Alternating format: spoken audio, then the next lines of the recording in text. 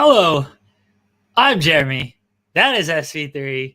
It is FMC on a beautiful Tuesday morning. Look at this, SP3. The sun is shining on your face. You can see the light hitting your face, and the light has been accepted to Dallas. They got the green light to trade for Kyrie Irving. And I know you're very excited about this deal, SP3. This is your family, Kyrie, heading to Dallas to play with Luka Doncic. This is a great matchup here. Great pairing.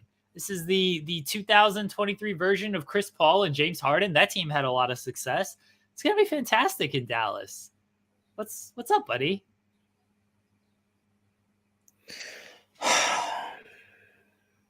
Ladies and gentlemen, my dedication to the show is the reason why I'm here.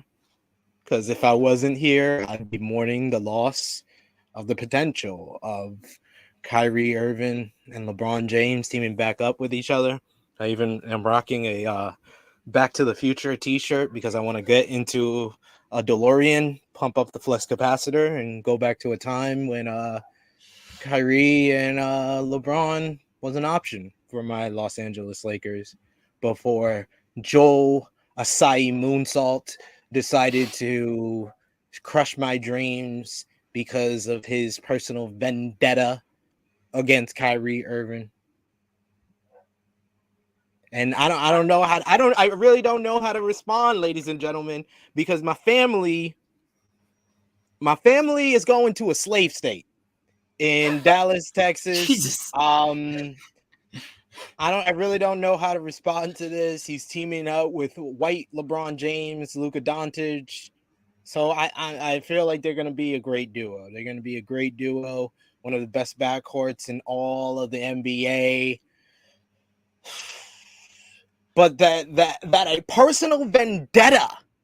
A vendetta. What did Kyrie Irving do to the Brooklyn Nets besides not playing for like 60% of the time he was there, besides not getting a vaccine, besides having a video that had anti-Semitic viewpoints, beside talking KD to come to the team? Oh damn, he did a lot. But I'm always here to preach the gospel of the Los Angeles Lakers and to big up my family. And I was able to separate those two things. And then there was a glimmer of hope, like the sun shining on me this morning. There was a glimmer of hope that both my family and my team would come together. And then it's crushed by a personal vendetta of an owner. I have not seen such egregious acts by an owner of an NBA basketball team since Gilbert, whatever his name is, from Cleveland, and his letter from LeBron James when LeBron James made a choice. He made a decision.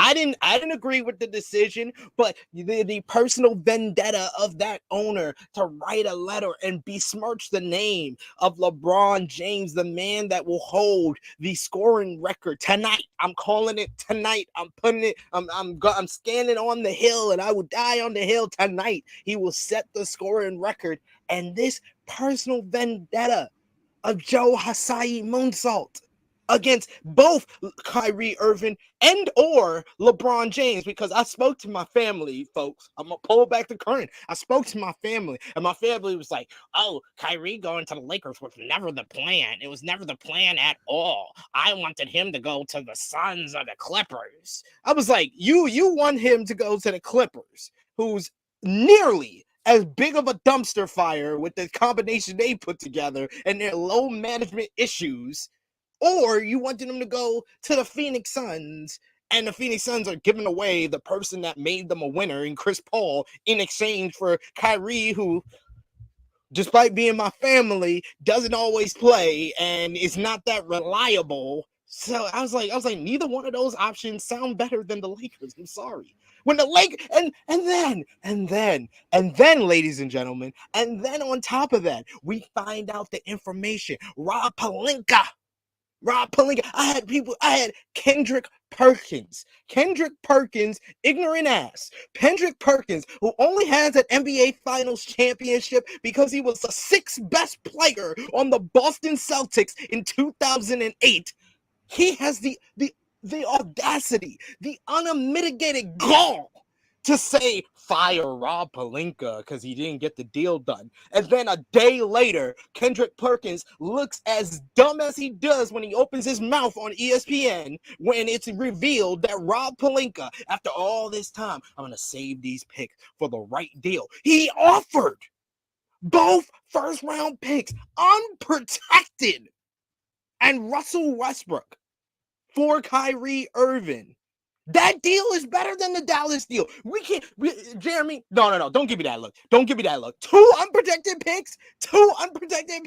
That pick that they got from Dallas, the first round pick. He's a sixth grader right now. What are we talking about here? And it's protected. It's a protected 2009 first round pick. What are we doing? And they take 2 second rounders. Dorian Finney-Smith. He's a great defender, don't get me wrong. Spencer Dinwiddie, he probably will play much better on the Brooklyn Nets than he did on the Dallas Mavericks. But my God, when you look at all the deals, Lakers, Clippers, the Clippers deal was awful. The Suns deal, Chris Paul in a first rounder? Are you kidding me? And a couple more players? So this dude has a personal vendetta against my family. And I don't appreciate that. Joe Asai Moonsaw, I know where you work. I know how to get on the train to Barclays Center. I know where you work, bro. I'll go to a next game and approach you like a professional and ask you why you have a personal vendetta against my family. Is it because he didn't want to take the vaccine? Is it because he was injured? Is it because of his suspension and his anti-Semitic posts? What is it? I just need to pinpoint where the issue is and why you have a personal vendetta against my family. I think I've gone on long enough. I'll let you speak. Let me go ahead and correct you as usual with your misinformation out here. The Dallas pick is unprotected, so it's not a protected pick. It's unprotected. But it's one freaking pick. We offered two. Okay, they got two. And at least we offered a high schooler. They offered a sixth grader. That person that they pick they're gonna get in 2029 is a sixth grader right now. They also got 2 second round picks, which what does that mean? Second round picks. Flip into a first round pick. Second round picks, man. We give away second round picks like it's candy if you play in 2K, and you telling me that's candy. What are we talking about? You could flip that into a first round pick. The Lakers trade was not good. It was not a good deal. It was a good deal. The Nets have no incentive to lose this season. They don't have their draft picks. They traded them all in the James Harden deal. Do you know what happens if they trade for Russell Westbrook and try to pair him with Kevin Durant? I've seen what happens. They're gonna be able to trade Kevin Durant almost immediately because he's gonna come to the office and he's gonna ask for a trade again. That's not good either. They're either gonna ignore him like they did before, or they're gonna trade him for some more picks, and then they would be the Utah Jazz. You see how good the Utah Jazz is playing when they traded their best two players? That's not good to get more draft pick or to trade Kevin Durant. They're still trying to win. Spencer Dinwiddie and Dorian Finney-Smith help them win with Kevin Durant. Russell Westbrook doesn't help them win this season. I will say the Suns trade looks better than the Mavericks trade because I think Chris Paul and Jay Crowder, and they were offering draft picks as well. They were offering a first, and apparently the Nets wanted 3 firsts, which is insane to me. But they wanted 3 firsts. But I think Chris Paul and Jay Crowder are better fits, better options than Dinwiddie and Dorian Finney-Smith. Although Dinwiddie and Dorian Finney-Smith are playing well this season, really well. And they are great pieces next to Kevin Durant. They are better pieces next to Kevin Durant than Russell Westbrook. The Lakers trade was not the best offer. It wasn't.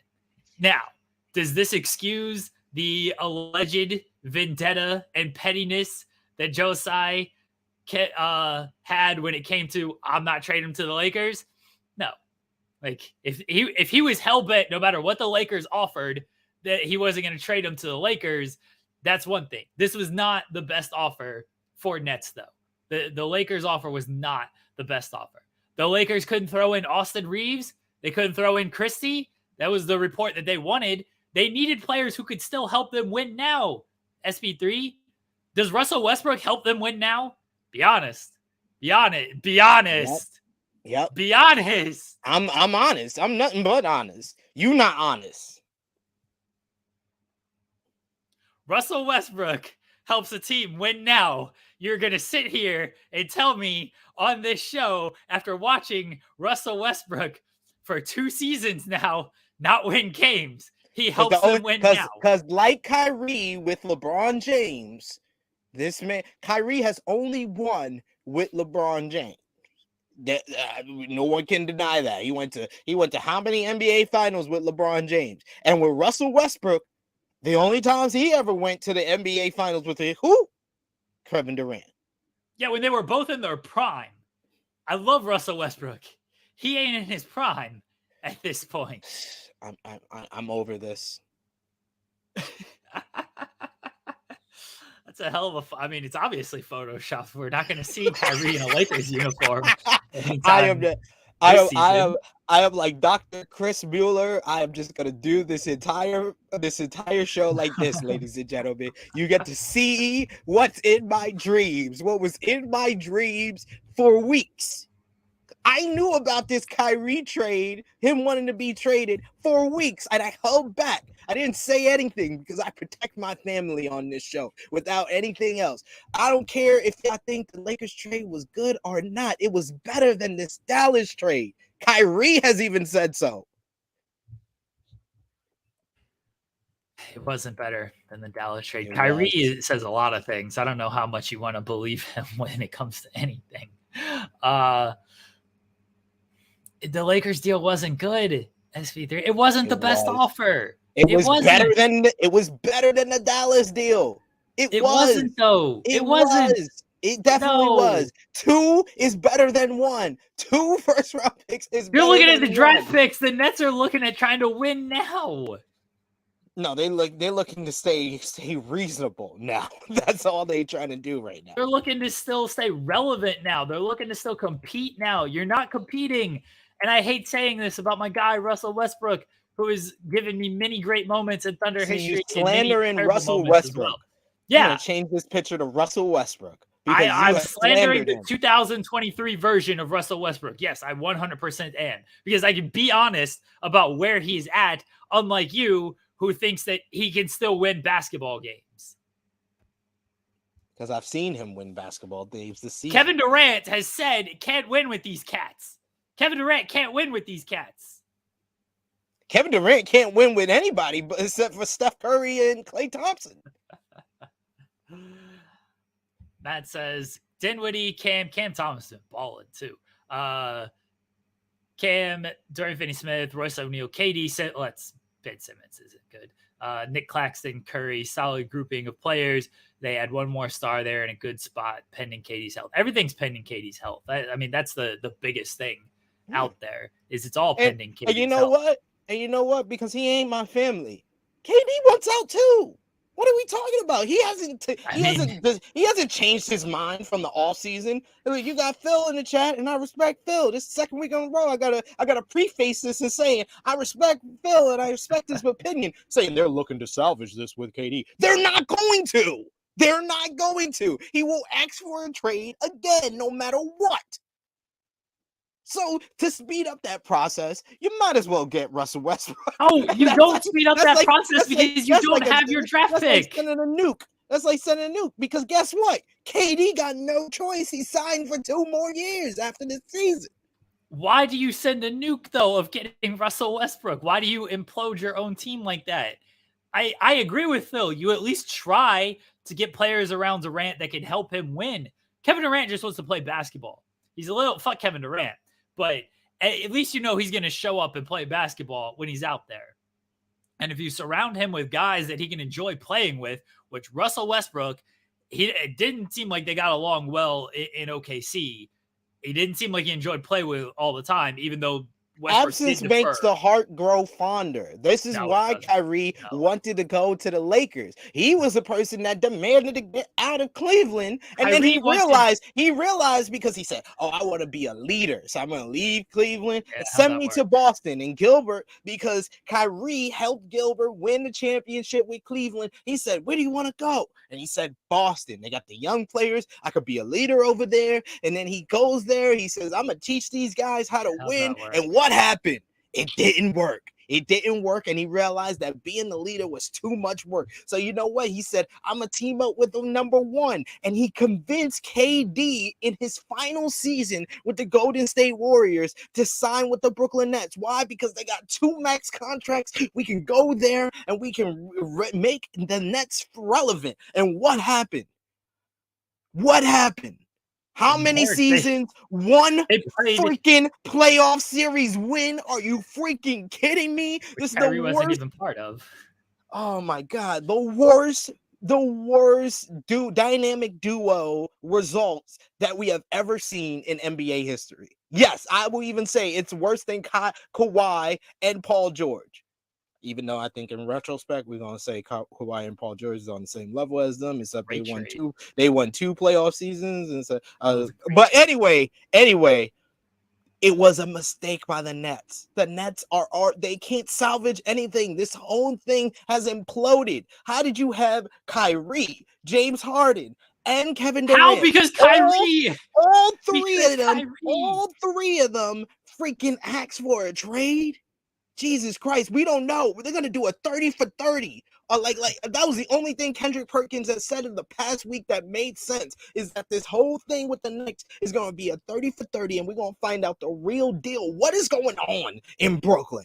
I don't even visit Brooklyn. I'm from New York. I don't visit that place. But something is going on in Brooklyn. Something is going on in the Barclays Center that we are not knowing of for all 3 of their stars to ask for a trade. I mean, I think we know why all 3 have asked for a trade. We can't all put it on Kyrie. We can't all put it on Kyrie. No, I will not allow that on FMC. I will not allow it for you to besmirch my family. You could besmirch Russell Westbrook. You could try to besmirch the scoring record king. You could try to besmirch Anthony Davis, but I will not allow you to besmirch the name of Kyrie Irving. Yes, he was an issue. I will not deny that. I will not. I just pretty much covered all the mistakes and the missteps that he's made since he asked for a trade. He asked out of Cleveland. This man wanted to be a leader. He proved he couldn't be. He wanted to be the number 2 to Kevin Durant. The dude barely even played. And then he realized the error of his ways. And he was like, I need to team back up with the only guy that I have been able to win with in LeBron James in LA, with Anthony Davis, a guy I've been wanting to play with since we got drafted into the league. What are we doing? And you send him to a slave state. You send him to a goddamn slave state. Are we kidding me? I won't put it all on Kyrie. I will be fair and honest, unlike other people on this show. James Harden won it out because of Kyrie. That is... You can't tell me any different. That's well documented. I will give you that. Yes, you can't. Kyrie won it out because of Kyrie. No. Kyrie won it out is because the coach that he said he didn't need him was really bad. Kyrie's 1/4 of the coaching staff and 1/4 of ownership, according to Kyrie.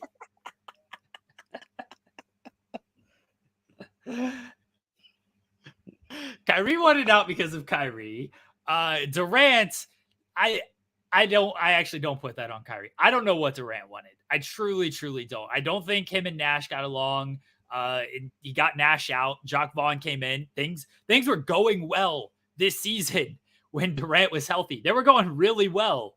They were winning games. They looked like they were a complete force. They were the 1 seed. Durant got hurt. Already next week. I was all ready next week to laugh in Professor Nick's face that I was right about the Brooklyn Nets. He was wrong about the Pelicans. And look where we are now. Look where we are now. Things are going great, and then Durant got hurt. They stopped going great. I will defend Kyrie on this. I will defend him on this. Apparently, reportedly, they tried to offer him an extension. There were some stipulations on that extension. We don't know the full extent of the stipulations, but reportedly it had to do with some type of championship clause of like it was tied to winning a title, is what the reports are saying. If that's true, depending on what the actual clause is, if it was basically, hey, you ain't getting most of this money unless we win a title, I think that's complete bullshit. And I completely understand why Kyrie would want out of that situation, because that's stupid to tie it to winning a title, which you ain't got too much control over. It's very hard to win a title. Injuries happen. If Durant gets hurt and you can't win a title because of Kevin Durant's injury, and then you lose money because one guy got hurt that you have no control over, I think that's nonsense. If you want to tie it to how many games played, not health related, sure. I think that's a reasonable request given Kyrie's history of like, hey, you got to play 60 games unless, of course, there's some type of injury. You can't just be missing games because we can't contact you like what happened in Cleveland, or because you don't want to get vaccinated, or because we're going to a state where you don't believe in their conspiracy theories, or you do believe their conspiracy theories, or we're traveling to the West Coast and you don't believe in West Coast time or some shit like that. You can't sit out these games. I can understand that. But if it was tied to a championship, and again, depending on what the stipulations were, I understand why Kyrie turned that down and then probably didn't trust ownership. He clearly already had a shaky relationship with ownership. So it wasn't a good situation. Kyrie wanted out. He got his wish. I don't know what happens with Durant. I don't know if Durant, we haven't heard from him. I don't know if he thinks now, like, all right, well, Kyrie made his bed. Like, I got to get over this guy. He's my friend. But like at the end of the day, we're still trying to win basketball games. This trade gives them the best shot to win them basketball games still. And then he moves on. Or, I mean, Thursday's the trade deadline. We're 48 hours away. It's possible, a little over. It's possible Durant's like, yeah, like get me out of here as well. I think Durant at least rides out this season. And then in the offseason, the NBA is very stupid. And it's very possible Durant is like, I'm out of here. Trade me, find a team for me. Well, the biggest difference, and this is kind of the Kevin Durant factor, is with Kyrie asking for a trade. He basically told them that if you don't trade me, you're literally gonna get nothing for me. And yeah. I think that if you're the Nets, you think about Kevin Durant back in 2016, the day that scarred Jeremy Lambert's life, and why he fucking ruined July 4th. Yes. Yeah, where OKC lost Kevin Durant for absolutely nothing. So it's a part Kevin Durant factor and a part Rudy Gobert factor of you got four first round picks for Rudy Gobert. Imagine the draft picks Oklahoma City could have gotten if they did a signing trade for Kevin Durant. Imagine they would have had the Kumingas. Every young player that has gone to Golden State Warriors for the past few years hasn't amounted to much, but they have had a lot of young players, and they could have had all of that on OKC. They could have started this whole first round collection back in 2016. No. This is complete, once again, fabrication and lies. No, because it is.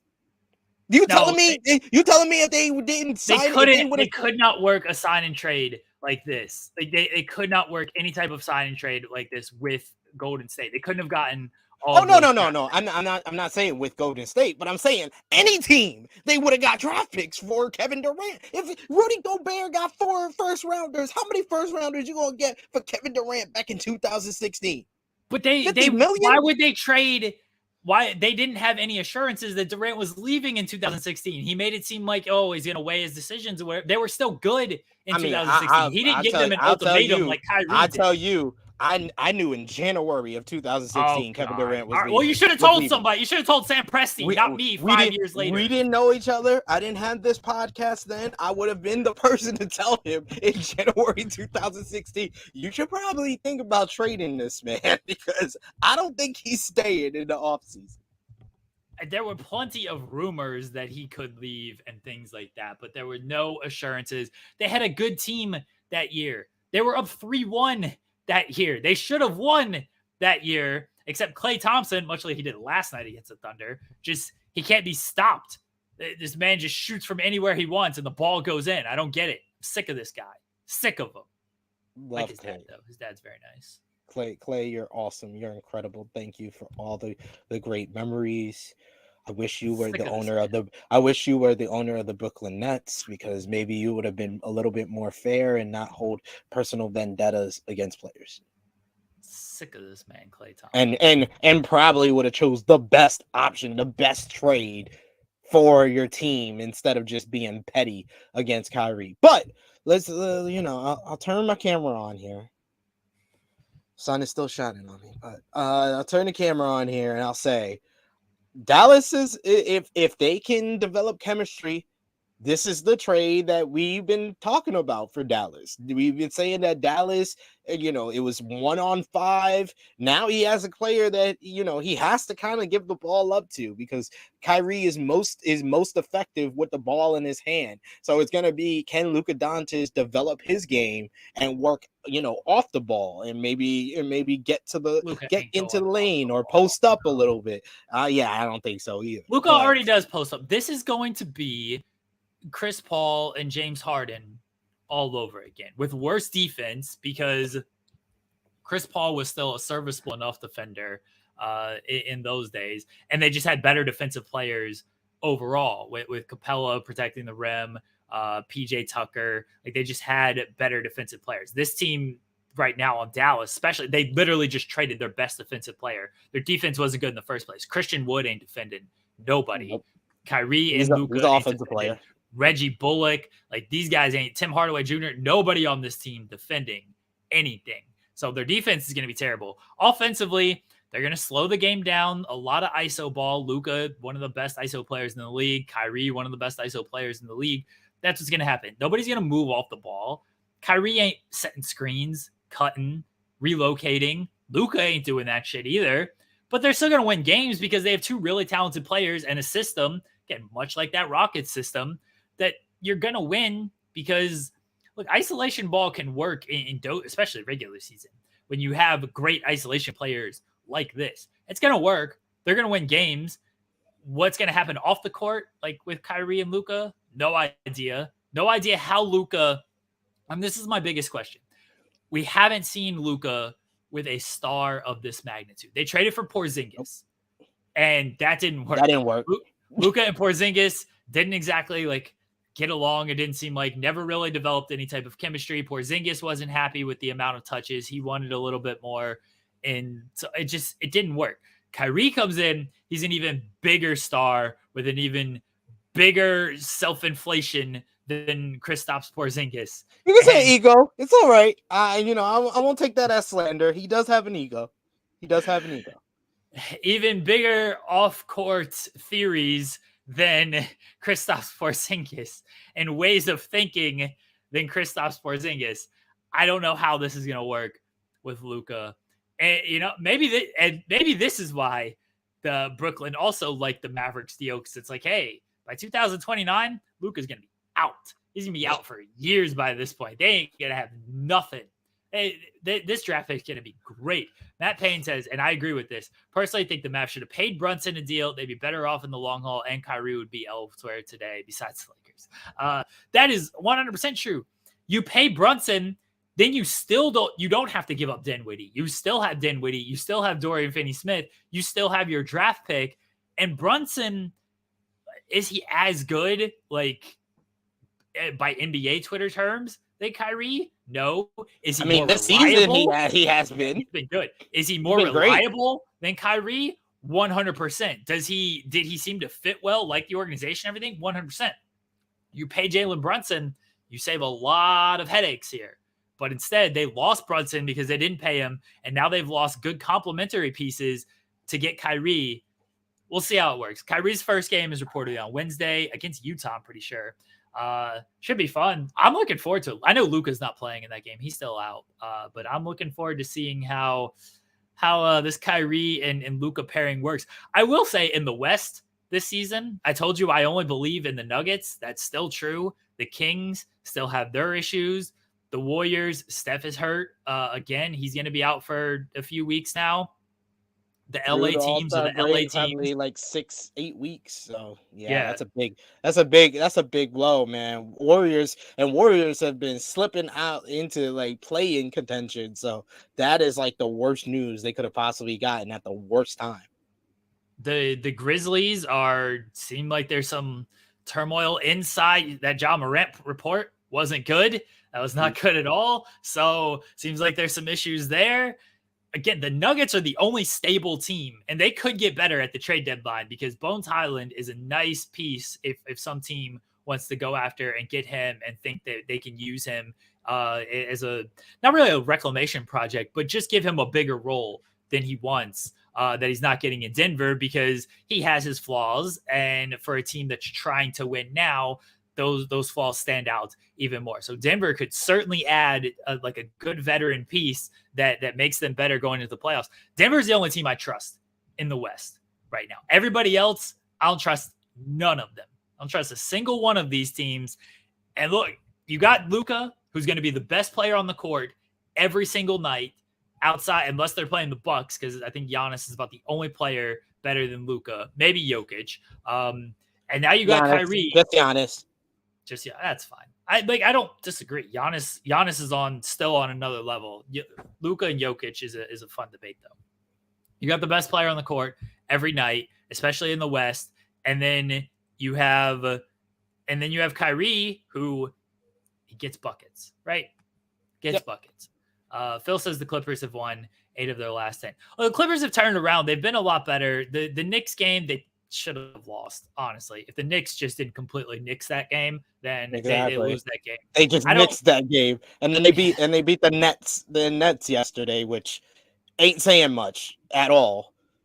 The Clippers I'm still waiting. I mean, the Clippers. I'm still waiting for them to beat an actual team. Like the 8 of the last 10 is great, but when the best team that you beat is Dallas with hurt Luka.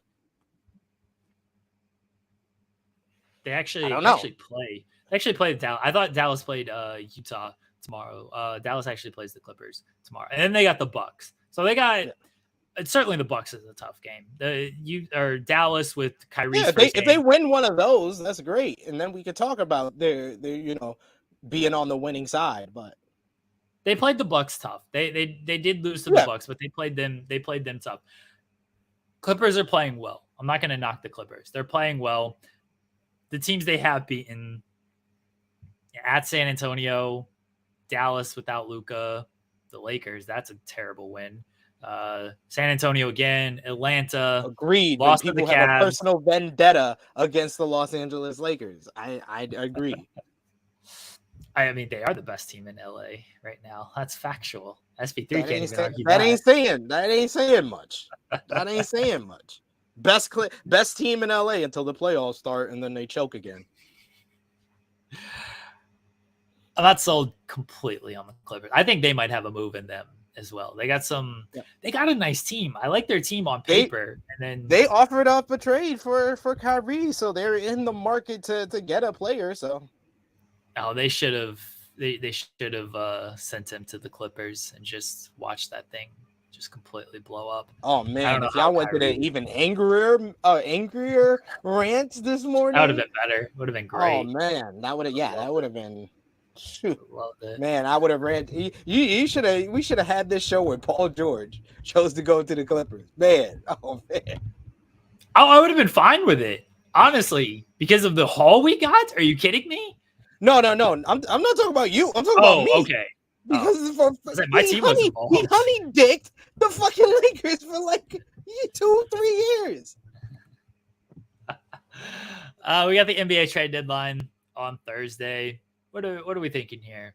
I mean, the biggest piece I feel like has been moved. Now, Siakam is reportedly available. OG Anunoby, Fred VanVleet. I think of all the Raptors players that are out there, Fred VanVleet is the closest to. Seems like he might get moved. They're not getting him. They're not. The Los Angeles Times did an article, and I'll give you the players where the Lakers are looking to acquire. Do you know how many players the Lakers have been looking to acquire? They're looking to acquire Fred VanVleet and or Gary Trent Jr. Yeah. Bogdanovich. Huh? No, not Bones Island. Oh, Bogdanovich. Okay, sorry. Yeah, both of them. Atlanta and Detroit. Terry Rozier and Mike Conley. Wow. Mike Conley is the only one that's realistic to me. They got all the pieces to get all those guys? Wow. No. Why aren't the Lakers so good? The Lakers should be amazing. They can get all these guys. We put them on our list. That's the list. We're just looking to get one. We can only really realistically get one. And like I said before, the most realistic is Mike Conley. Because we know Utah Jazz are sellers. They're sellers, regardless of them playing so well this season. Wow. I mean, the Lakers, when they got LeBron in his prime and Carmelo in his prime and Durant. Yeah. When Carmelo was going to be a free agent, like they were going to get him as well. When was this? Durant. Oh, get out of here. You know these Lakers memes. Every time someone's available for free agency or dude, trust me. I know all about teams that say they're going to get every single player that's available. And that's not the Los Angeles Lakers. I am at home for it. No. It's the Knicks as it is well. the New York Knicks. 100%. No, Knicks are number one at it. Everyone else can be number two by comparison.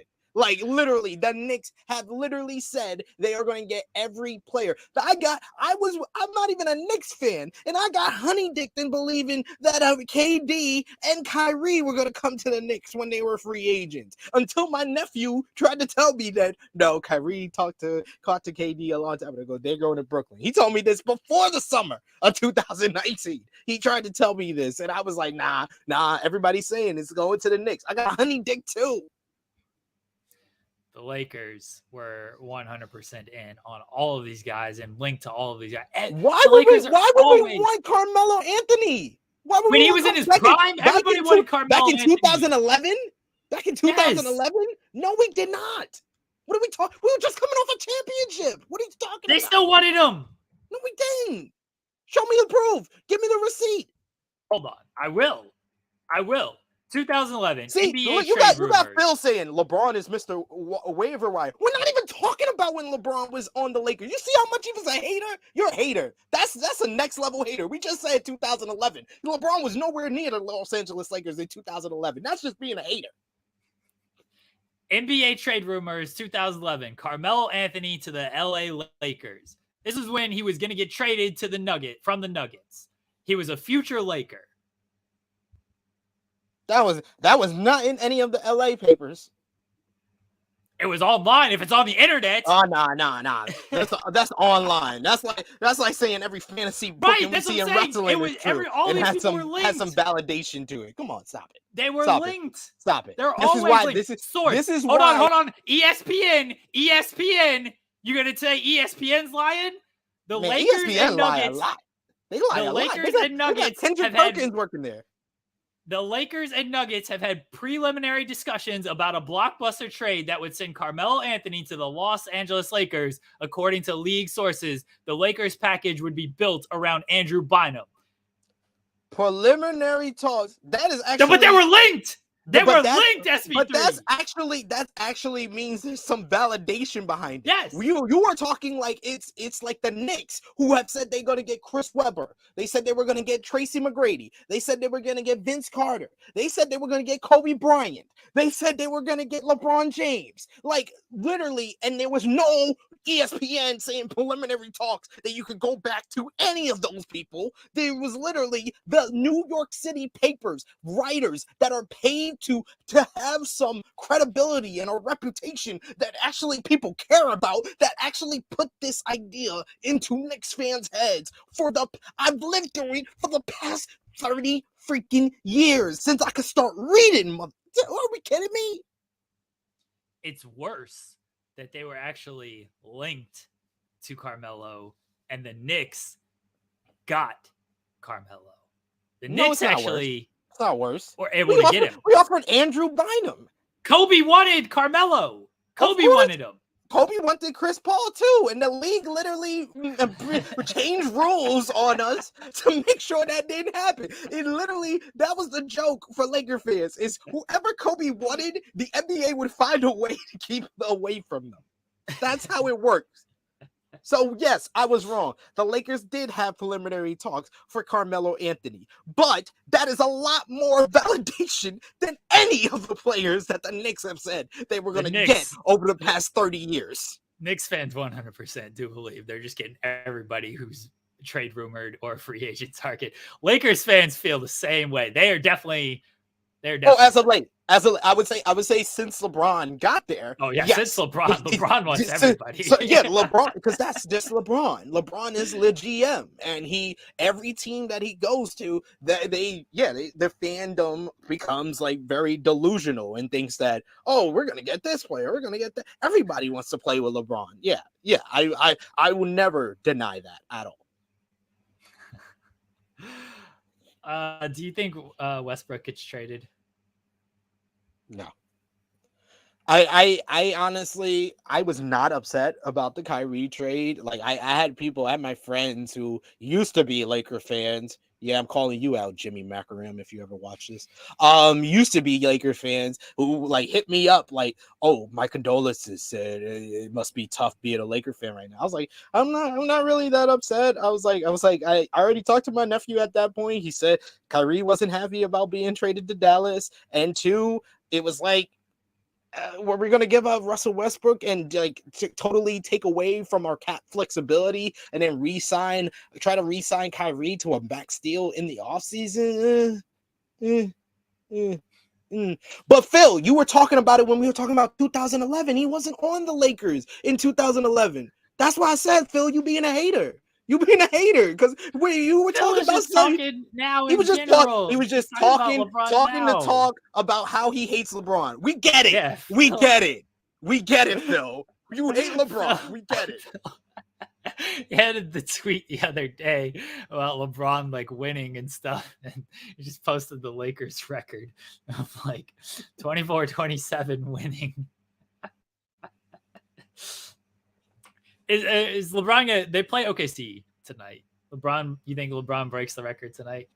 Tonight. He needs 36 points. 36 points. Yeah. 36 points. Tonight is the night. It's against the Oklahoma City Thunder. I'm pretty sure LeBron James can get 36.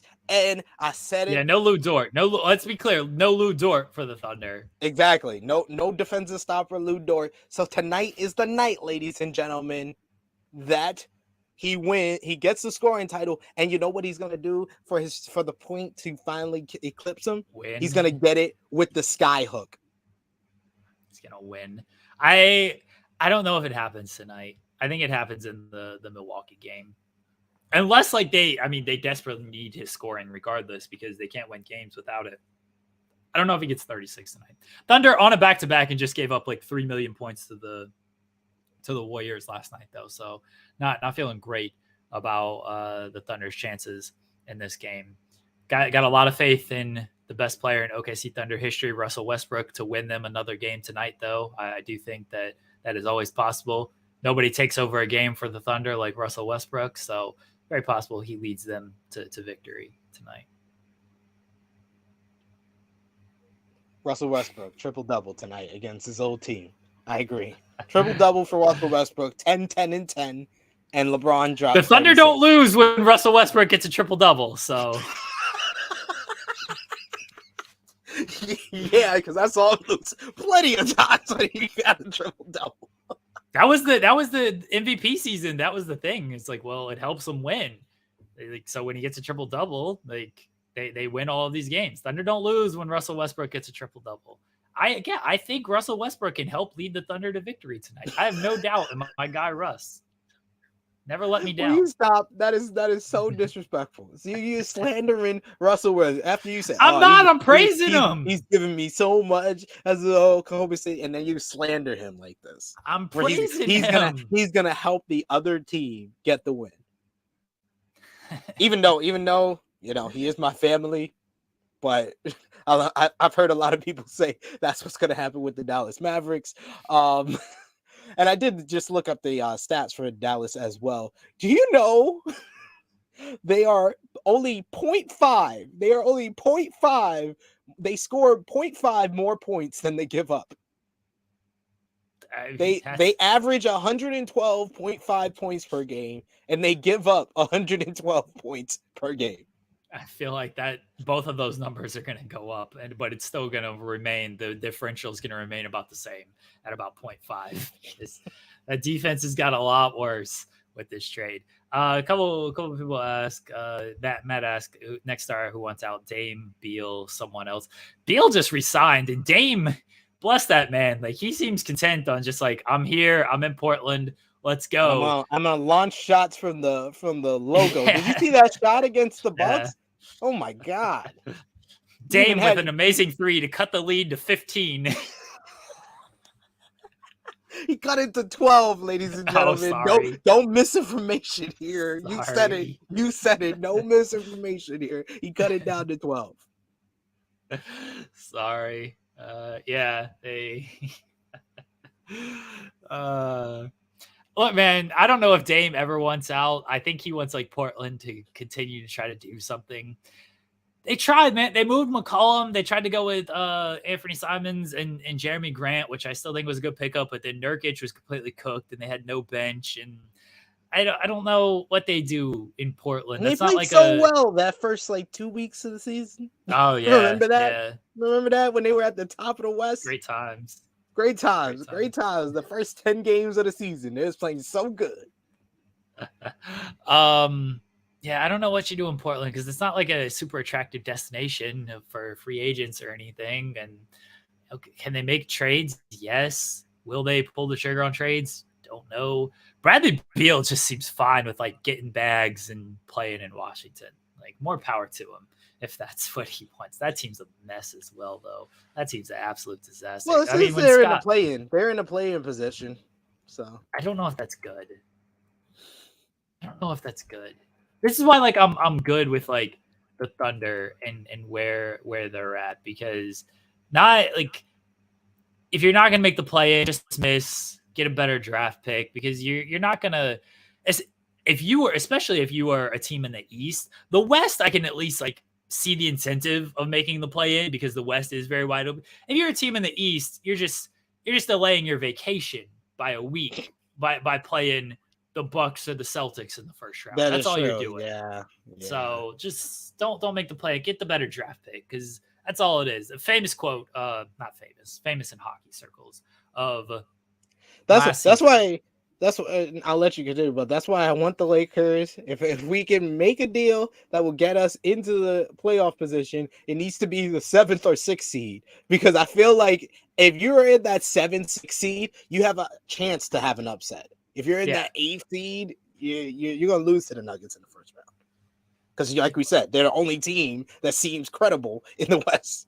Wow. You don't think that the Nuggets with the fraud MVP, Nikola Jokic, is going to lose in the first round? You don't think your Lakers with LeBron James, the all-time leading scorer by the time the playoffs roll around, Anthony Davis, a top 5 MVP candidate, Russell Westbrook, Davis is healthy. Man of the year, you don't think they can beat fraud MVP Nikola Jokic? Wow, SP3. Well, I will just preface this and say Anthony Davis, the last time he versed Nikola Jokic in the playoffs, he outplayed him and put a bucket, the game winner, right on his eye. The closest the Nuggets ever got to an NBA Finals. So you should feel good about their chances instead of saying they're just going to lose easily to the Denver Nuggets. You should feel good about their chances. I'm literally giving the Denver Nuggets credit, something that you've been asking me to do for what feels like the duration of this whole show. You've been wanting me to give credit to Nikola Jokic and that Denver Nuggets, give credibility to your preseason prediction, and here you are besmirching my name when I finally give you that validation. I'm glad you admit that you were wrong. That's very big of you. And thank you for validating me. Everyone needs that validation sometimes. So I'm very smart when it comes to basketball. I knew the Denver Nuggets, this was their year. A lot of basketball left to be played. Looking forward to Thursday, NBA trade deadline. I did legitimately want to do a deadline show if you were free. I will be driving to North Carolina on Thursday. I will be in a car for 8 hours. I will not be able to do, unless you like want to set up a StreamYard and like I'll just be on the phone and driving, and you're just gonna have to tell me what the deals are and everything, and I'll just have to react. Like, that's the only way I think we could do it, because like I can't do video. I'm not gonna do video while I'm trying to drive. I can talk through my Bluetooth speaker in my car though. That's if people want to hear that. We'll do a deadline show on Thursday, but otherwise, I actually think Tag Talk is running at Thursday, so. There you go. We can't do that. I'm gonna legitimately need somebody to like give me a call on Thursday and just like update me on all the deals, because I can't be checking my phone on the car. I have to work till like 8 p.m. in the evening. That's around the time I'll have my Twitter open on Shams. I'll keep it open so I can update you. Shams and Woj. Will you give me a call? I'll be like, I'll have to make some stops on Thursday, obviously, but I'm gonna talk to my buddy Sammer, just talk to him the entire time. Get the wife to like call me. She have no idea what's happening. Just remembered. I think I have your phone number, but I never use it. I just message you on Twitter all the time. That's how most people go. Share Delaware. We have each other's numbers, and we just DM on Twitter all the time instead of like actually texting each other. I don't text anybody. Do you have my number? I don't know if I have yours. I would have sworn you like messaged me. I probably do around your big day, your big wedding day. I'm pretty sure. Yeah, maybe. I think you're right. When you were in town, I think it was like a group chat with y'all three and at the Airbnb, and we messaged each other. If not, I'll send it to you. But yeah, I need somebody to call me and break all these deals to me while I'm driving, because I'll have no way. I'm gonna see. This is what happened when the Westbrook deal went through when he got traded from OKC. I wasn't in the car, but my grandma wasn't doing well, and so I was very like unplugged from online to be with her and everything. And like it was hours later, I checked my phone and saw that like Westbrook got traded, and I was like, oh, okay, well, kind of got bigger issues going on right now. But yeah, I was not like plugged in at all, so that's what's gonna happen. I don't know. Picked a bad day to drive all day. NBA. You've been doing a lot of traveling. I'm happy for you though. Have I been doing a lot of traveling? I mean, when you went to Dynamite last week, so I did go to Dynamite last week. And you said that was a drive for you. That was 3 hours, 6 hour round trip. So yeah. That's a shift. That's a shift. So no. So yeah, you've been doing more traveling than me. Long drive to North Carolina. I get Bojangles though. So excited to get Bojangles. Very nice. I'll just leave my number in the chat, and everybody, please give me. I just want like 50 phone calls all at once of all these trades. Like you're like one of the owners. You're the GM for a team. Yeah. And you're just getting all these calls. That's what I want. Big NBA trade deadline day on Thursday. Look forward to it. We'll talk about it all on Tuesday. There's a chance, SP3, if you're free on Friday morning, we might do. I was thinking that. I don't mind. Episode. Yeah. I'll have my mic and everything with me. So maybe Friday morning. I'm technically not working from Thursday to Monday, but whatever. I can do an NBA podcast. Who gives it? Like, that's not work. As long as I got to listen to a bunch of interviews, I'm cool with that. So maybe Friday, Friday morning. We can start later. Yeah, I might have to like start later. Maybe like when we end the show, like 10 a.m. That's fine. Yeah, that's fine. Good, because I actually plan on like sleeping in. I don't have Yeah, to I was like, I also want 6 you to o'clock. sleep and actually take a break and not wake up Yeah. early to Yeah. just, and then you find yourself being like, I'm up early, I don't have nothing to do. Let me do some work. I know that's Jeremy's first thought. That's legitimately, you know me very well. Of like, if I have nothing to do, my instinct is to just like do work, which is a terrible, terrible instinct. So yeah. So maybe Friday morning we do a trade deadline wrap show. I think we can do that. Should find an ESPN radio stream. You can stay up to. I do have Sirius XM, so I could easily just put that on. And yeah, that's a good idea, Matt. That's Good very job. smart. Good job, Matt.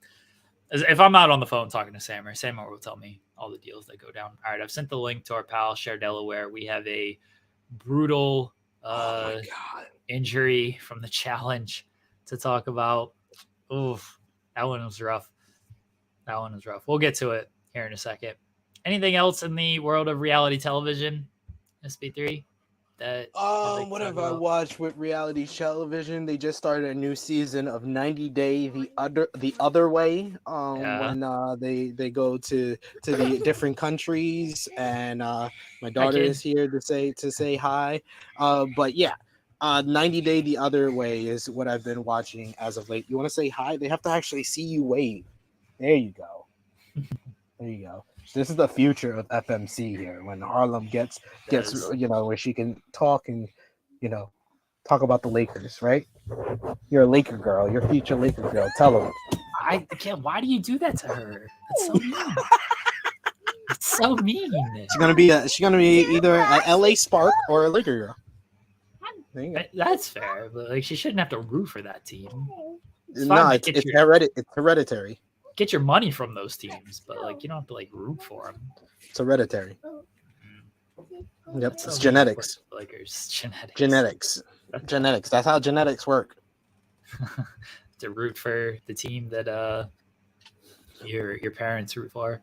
Yep, my dad was a huge Magic Johnson fan. That was how it hereditary passed over to me, and I eventually became this diehard Laker fan.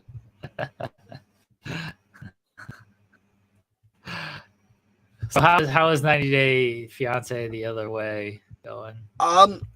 90 Day the Other Way is just weird. It's just weird, honestly. They got this one woman from New York who's married to this Dominican guy, and the Dominican guy is very adamant that he wants to go to America because everybody in DR want to, go over to America and live the American dream. But she lives in New York, and she's like, everything's expensive. I don't want to be here anymore. And she thinks she's going to go to DR, and she's not being very realistic about it. So there's a lot of issues, it seems like, with these couples. Then you have another woman who they have a transgendered man who is in love with this woman from Costa Rica, but the family doesn't know that he's trans. So there's an interesting dynamic there, because I think this is the first time they had a transgender person on the show. So that's pretty interesting about it. They also have a lesbian couple. This older woman who's in love with this woman, I think in like Argentina. So they switched up a lot of the dynamics and stuff. It doesn't have the usual suspects of old woman with Indian man, which seems to be like the MO of every season. Even though I did see a preview for next week and it did have an older lady, so I'm just waiting for them to be like, this older lady is with an Indian man. I was like, oh, they hit the quota. They gotta have one of those each and every season. And we have, I've been telling everybody, we have a VPN. So we've been watching Love Island UK, which is getting very, very juicy. I love Love Island UK, the superior Love Island apps.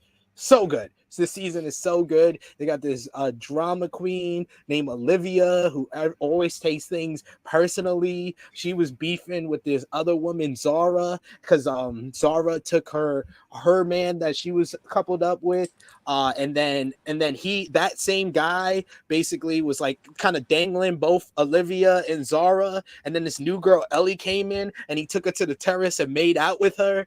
So he had broken off with Zara.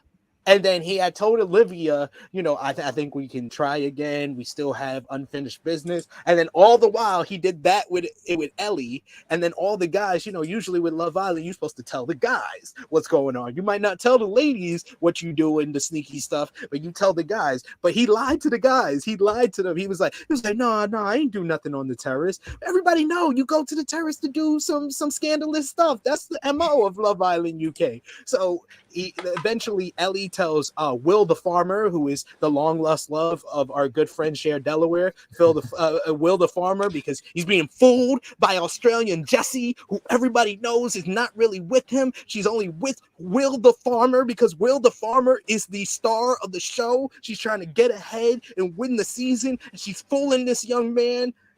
He's really in love with Cher Delaware. He just doesn't know it yet. We should have applied for Love Island UK. No, so we're putting Cher on Farmer Finds Love. But that's the thing. We had Will the Farmer on Love Island UK. We didn't even have to go to Farmers Only. He was there. We've got a whole show. Farmer Finds, I think it's called like Farmer Finds Wife, whatever the hell. I see this ad on Fox. Farmer Finds a Wife. but to finish the whole story of he made out with Ellie, and then Ellie told Will the farmer, and then Will the farmer told Tanya and Shaq, and Tanya couldn't keep her mouth shut, so she went to Zara and told Zara, oh yeah, Tom made out with Ellie, and then Zara, she had to start the drama because Zara's the drama queen. I love her for it. Everybody loves her for it. So she went to Olivia and was like, yo, Tom just made out with Ellie, and everybody blasted Tom. Olivia went to Tom like, oh, I don't like that. You were sneaky. You could have told me. Ellie felt a certain way, and then Zara came over to Tom, and she was like, your family should be ashamed of you. You're the community dick. I was like, oh shit. I was like, yes. This is the drama we here for. I was like, best episode yet. Yes. MILF Manor, SP3. Oh God. You gotta watch this. That was exactly my thought, Chair. You guys gotta watch this show. I saw somebody, it may have been on Twitter, posting about it. Not you. And they were like, Ross Berman loves the MILF Manor. I can't remember who it was, but they were like, he's on vacation this week though, so I don't. They said it was the greatest show they'd ever seen. Yes, this person is factually correct. It's so they did speed dating this week. Oh, I thought that they just did speed. That probably would have been more. They're already on that. That's just happening already. All the moms got 5 minutes with the sons, and the one woman who we thought was normal because she had just lost her daughter. It's like, oh, she's probably like shouldn't be here. All these people, as Ross has said, gonna need therapy. She shouldn't be here and everything. Like this show is just probably not good for her. She does this speed dating, and the first thing she does is she's just like, how are you like in bed? What are you into? What do you like to do? This woman needs to get fucked so hard that I feel bad for her. That she needs one of these 20-year-olds to just pound her and get it all in her and out of her because she needs it. It's good for her health at this point. That's how bad she needs it. She wants it. She wants it and she needs it. SP3, I'm telling you. And then this other woman is like, are you into the stuff that Joey is into? Joey is the one who is into licking feet and eating ass. This woman wants her feet sucked, her toes sucked, and her ass eaten. And she is asking all of these other people, all of these other men, are you into this? Will you do this for me? Will you suck my toes? Will you eat my ass? This is what this woman is asking these 20-year-olds.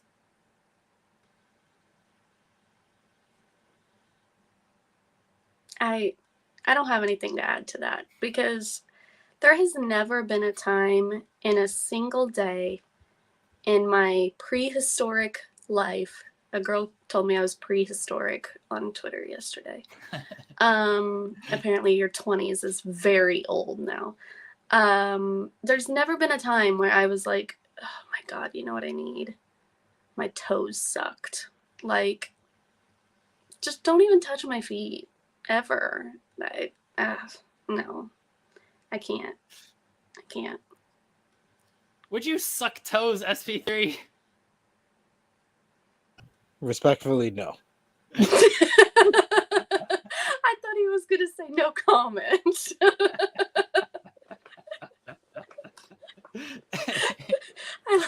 I like the respectfully no.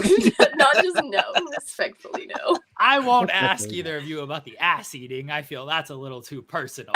But the people on this show, the toes, I feel that's not quite as personal. Whatever. It's feet. We all got them. I guess we all got asses too. We all got assholes. We all got asses that need to be eaten at some point. Oh god. Whoa. We did not say that. You said that. You said that, sir. We did not say. I what have I signed on to? Can you believe, Cher? You come here to hear this type of stuff every week? My god.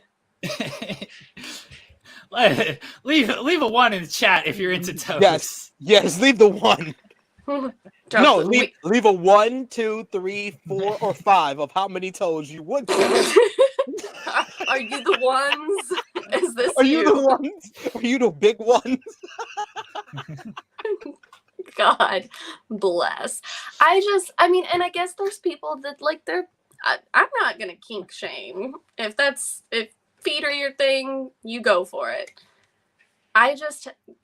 It's not something I understand.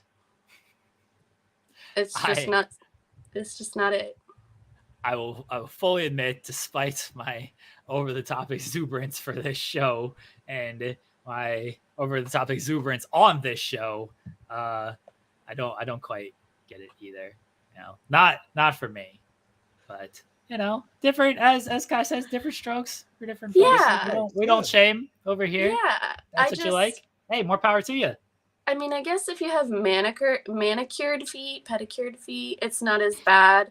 But like men's feet, scare me. Men are disgusting. Period. Like every single inch of us is just disgusting. Yeah, my kids their feet are already disgusting. Yeah, and they're 8 and 6, and they already have sweaty, nasty feet.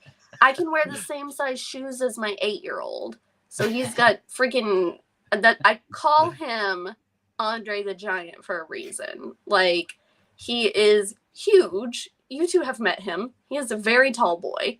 Yeah. Like, no. I literally wore his Pokemon Crocs to go pick them up from school yesterday because I didn't want to find my shoes. It's hilarious. I call my daughter Andrea the Giant because she's very, very tall. And now she has a thing where she likes to wear shirts like this, like, she pulls her arm out of the sleeve. That's one. And she walks around the house like that. That rules. She looks tough too. She looks like she could just like ain't no boy's gonna be messing with her. She takes bumps on like the wooden floor. When she's annoyed and upset and she's whining or crying, she'll take a bump and be like, "My head." I was like, "You totally did that yourself." You did that too, right? My 6-year-old does that. He'll just like fling himself backwards and then he'll be like, "You made me do it." I'm like, "Nobody made you do anything, bro. You just did it." Like, the kids love accusing me of like, "Oh, Jeremy hit me. Jeremy beat me up." Like, Mom, that's wrong. That's wrong. Jeremy just body slammed me. It's like, what? No, I'm literally sitting here on my phone doing nothing. The kids love getting others in trouble. It's the problem is mine try to get me in trouble, but I'm the only other person there. So they're trying to get me in trouble with me. Yes. Right. They're trying to get me in trouble with the wife. And I'm like, what are we doing here? Why? Yeah. Why is this a thing? Yeah, they'll be like, fortunately smart.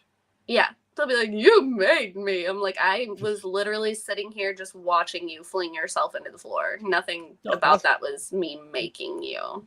That's what I do last night was like going like that, like just doing that. He's like, "Jeremy's hitting me. Jeremy's hitting." I'm like, I'm 20 feet away from you, and we can see you are just knocking yourself here. What are we doing? The best part is that my daughter is the only dramatic one. So my missus left me alone with both kids, and she was going mental because she's very dependent on my missus. She's like, "Where's mommy? Where's mommy?" And me and my son are just looking at her like, she's coming back. Like my son, I looked at my son, and he's just like, he literally shrugged. I was like, I've never seen you shrug before. But he's like so confused at her acting like this. Like and he's probably looking at her like, you complain when he goes and does his podcast in another room. You say, do his dad that? He's in the other room. Go get him. I know that he has to just be over her shit like 100% of the time. He's like, he'd much rather be in another room than in this room with her. It seems he's like, I am stuck with this girl my entire life, and she is the most dramatic person. Because my kids are 2 years apart, and my oldest feels that way about my youngest. He'll just like look at him when he's having a fit and be like, okay, and just walk off. Like he's just over it. Oh, kids are fun. Kids are great. They're great. They need to stop getting me in trouble, though, or attempting to get me in trouble. I think that Icy Hot should just sponsor my life. Well, there you go. Fair. Bet Online and Icy Hot become sponsors for Fightful Overbooked. Somebody clip this and just do a read. Hot. Do like a read for Icy Hot. Yeah. We have 4% lidocaine and 1% menthol in Icy Hot Max. I used this one last night all over my back, and I was finally able to fall asleep after laying in bed for like 4 hours. And this is my upstairs one. I also have a downstairs one and a car one, because that is how much I rely on Icy Hot in my day-to-day life. Icy Hot. Good for your upstairs, good for your downstairs. Shut. Eat your heart out. Don't do that. Don't put it on your downstairs. Good for your upstairs. Good for your downstairs. I feel like that's the clip right there. That's what I'm clipping. Oh God, I feel like that's a bad idea. It is like much of the ideas that we have from the show. Kind of like the idea of having a slingshot competition with no freaking goggles, MTV. Oops. I don't think they thought that that was going to happen. I really don't. That was awful. You think about the worst possible scenarios. That's what they're supposed to do. That is their job. I mean, yes, but I don't. I hope they paid for her medical care. I would hope so. I would definitely hope so.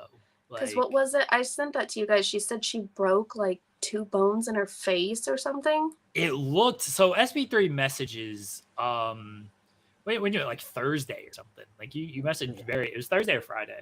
Yeah. And Thursday. You were like there's this gruesome injury in the challenge. Like one of the most brutal, gruesome injuries I've ever seen. I was like, oh boy. Okay. And then I saw the after photo before I even watched the show. So I kind of knew what I was like suspecting or expecting.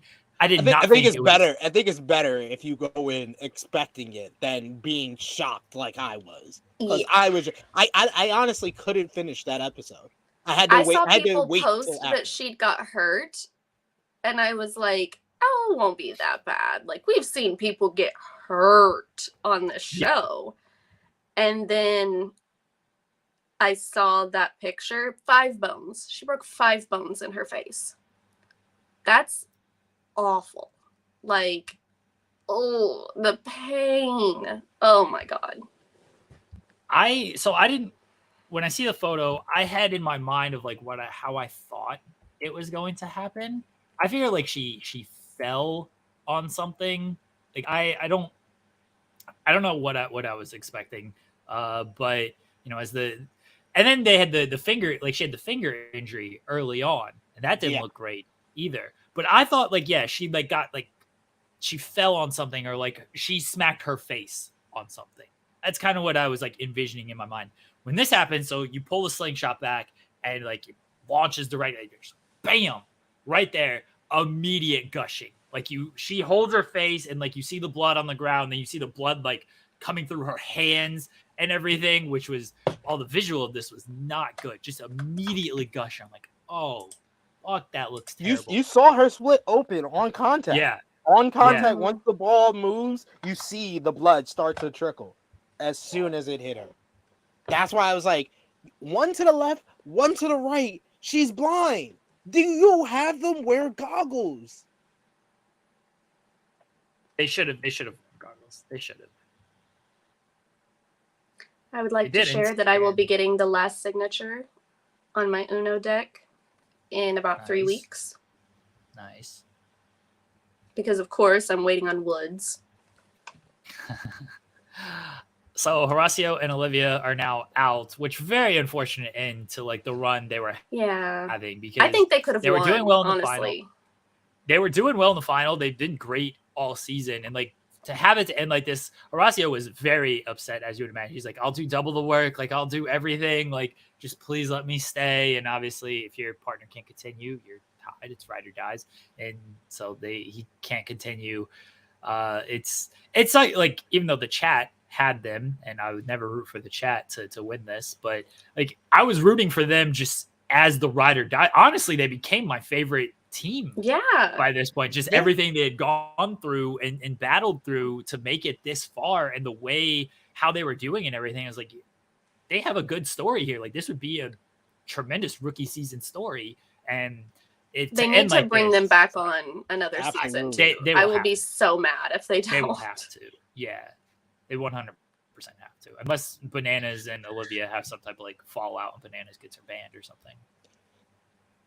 Because we know that happens, ladies and gentlemen.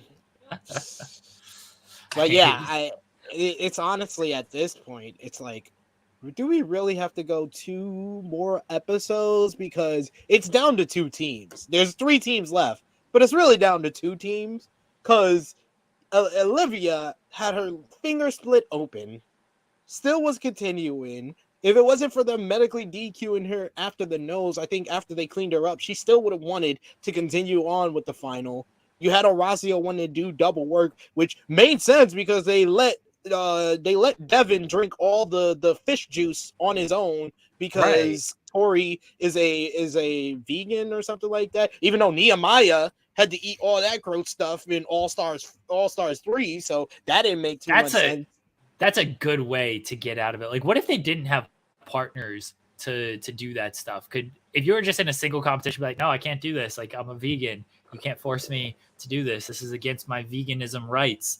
Then what happens? Do you just have to like drink a bunch of greens?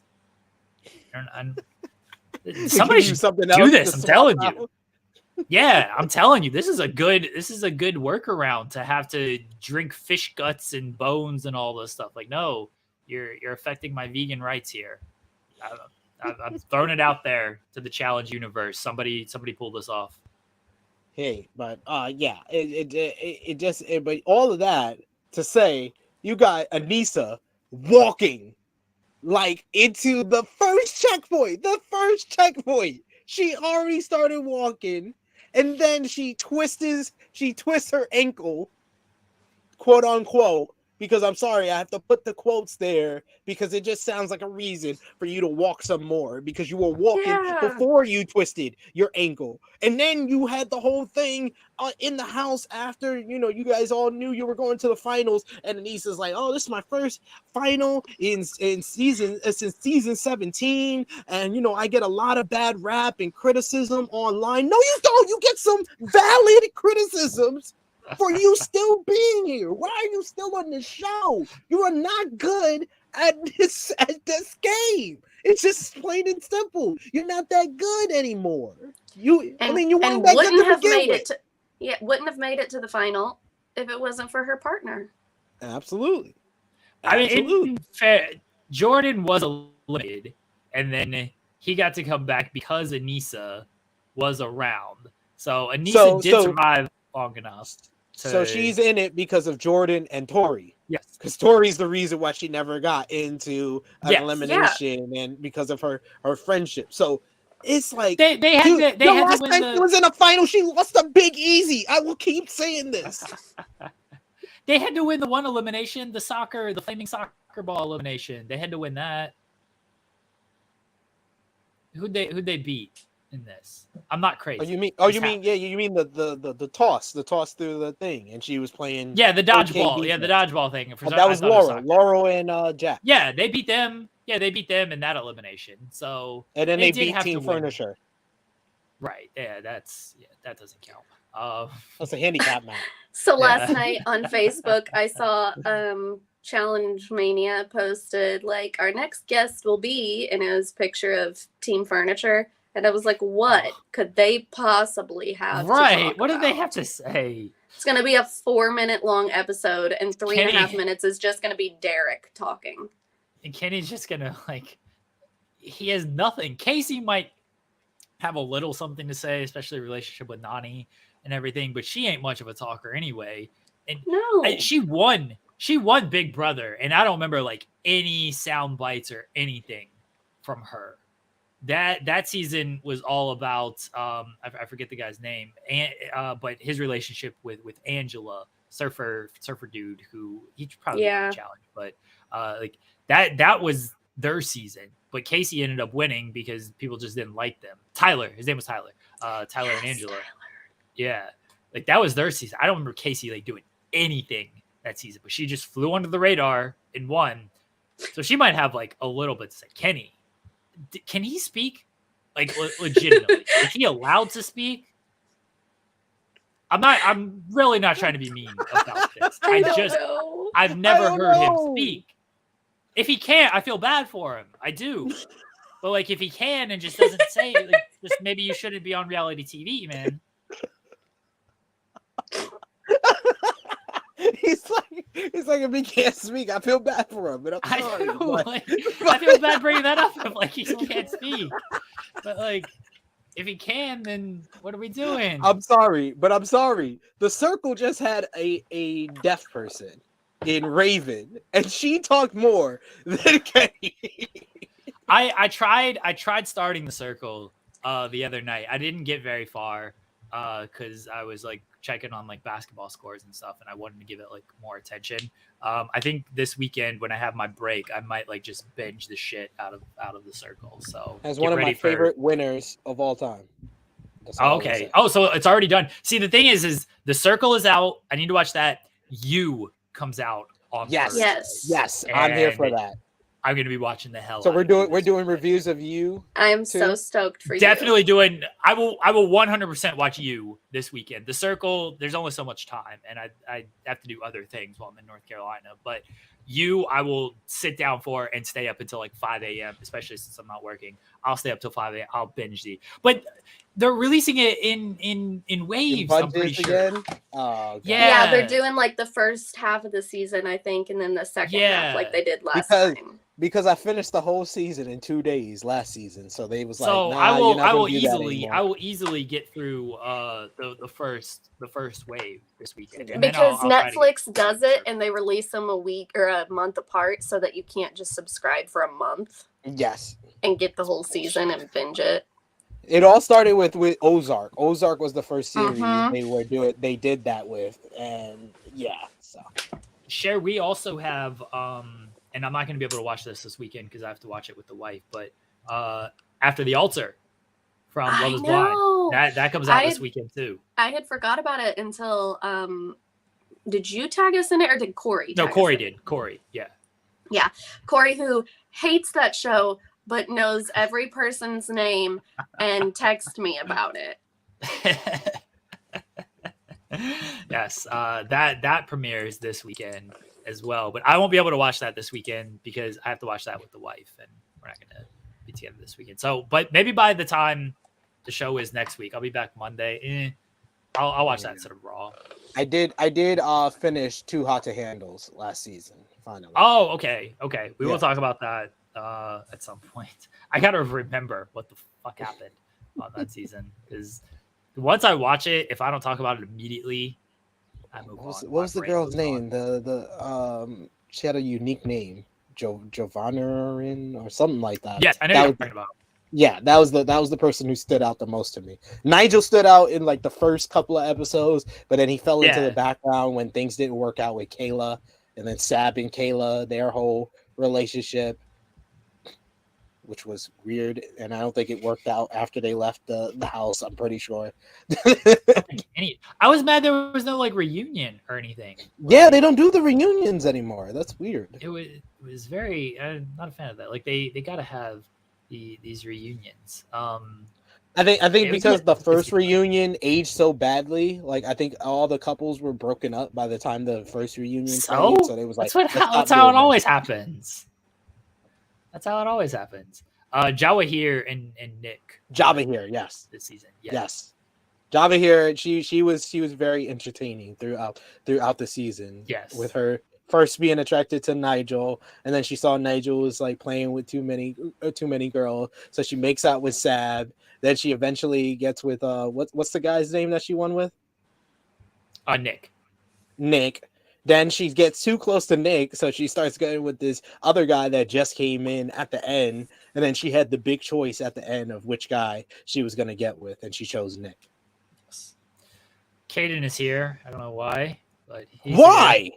I don't know. Hello, Caden. I had to deal with Caden talking for 3 hours of a Raw episode on the True Hill Heat YouTube channel because I don't know. Romeo decided he didn't want to be on camera, so he allowed Caden to be on camera. And then you got Heel Steven and Big Mike who don't want to talk, so Caden feels like he has to talk for 3 hours with all his awful takes. Thank God we don't talk about professional wrestling on this show because I would leave. Caden. Yes. Have you switched your shampoo? I'm trying to find a shampoo. I am looking. I'm going to send you some shampoos. Okay, I'm not actually sending them to you. I'm sending you links to shampoos. Yeah. I don't know what to do. So. I also shamed Caden at dinner in San Antonio about his shampoo. This is true. What shampoo are you using? He uses a 2-in-1 shampoo, and it makes his hair like a frizzy pack of straw. It's frizzy right now. You can't, when you have long hair, you just can't do that. Yeah, I know that now. I'm trying. I was trying to find some shampoo yesterday, but I didn't know like what to Google. Look how soft my hair looks. I know. Caden, why are you here? I was here to talk about the NHL trade deadline. That's a month away. What? But trades are no. It's in like 3 weeks, and everybody's already trading people. The NBA trade deadline is in less than 3 days. That is the pertinent information. I understand Bo Horvat just got traded, but that's weeks away. I told you this is what I was talking about, and you go, sure. You said trade deadline. You said what trade deadline did you think he was talking about? My mind. You said, okay, so if I actually wake up early tomorrow, can I preview the trade deadline? I am, of course, thinking. I don't watch that. I am, of course, thinking the trade deadline that is days away, not the trade deadline that is weeks away.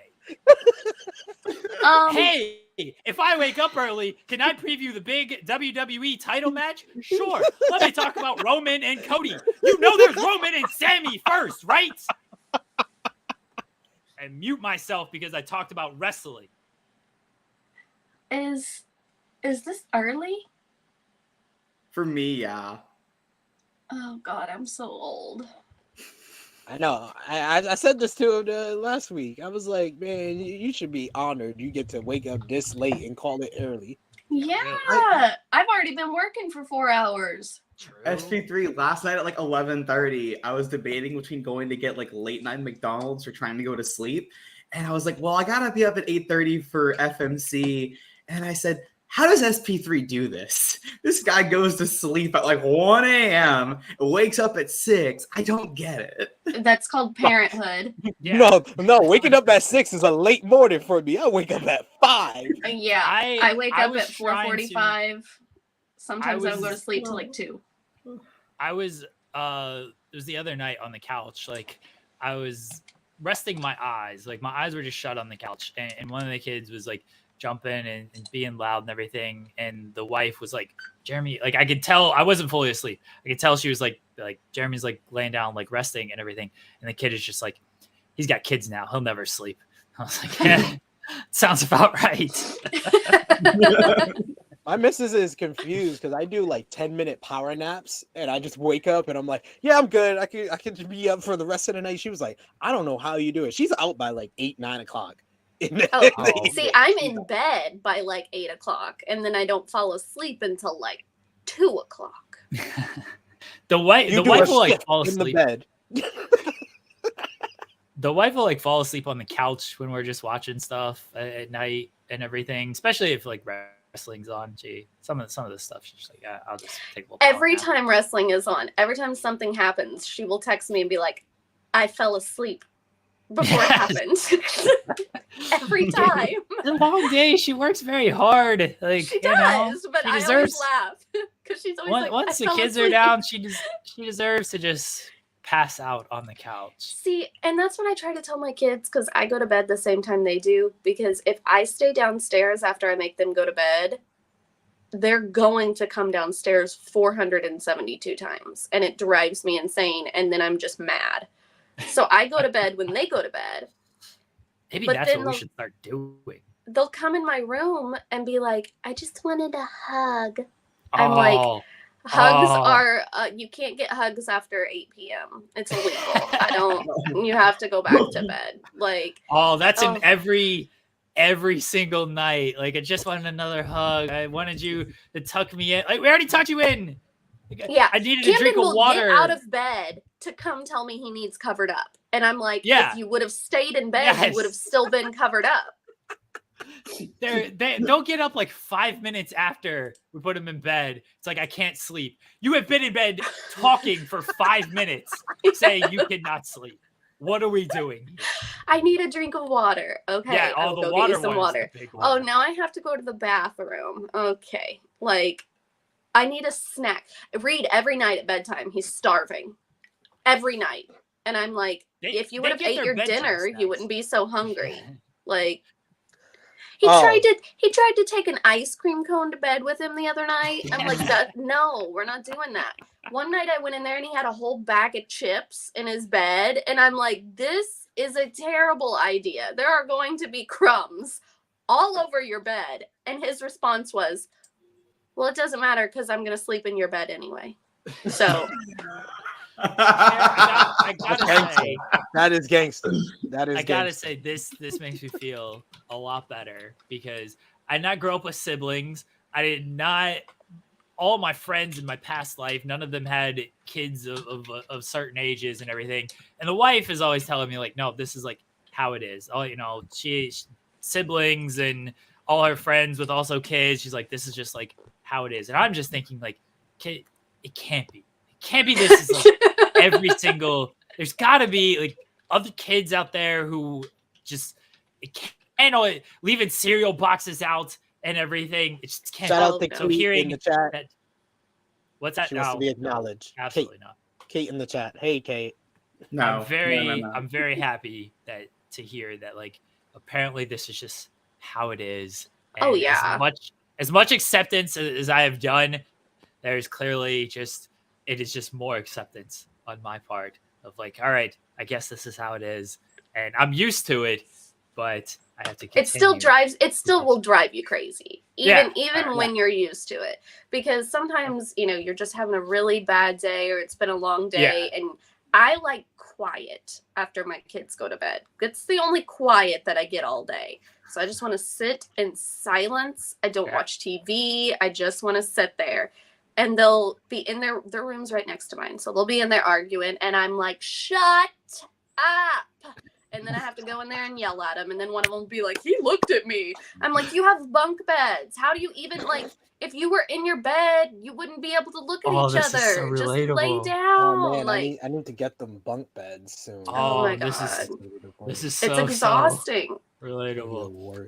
Today I was moving stuff in my car. I just found like an M&M wrapper in the back seat, and I just come back in and I'm like, who had M&Ms?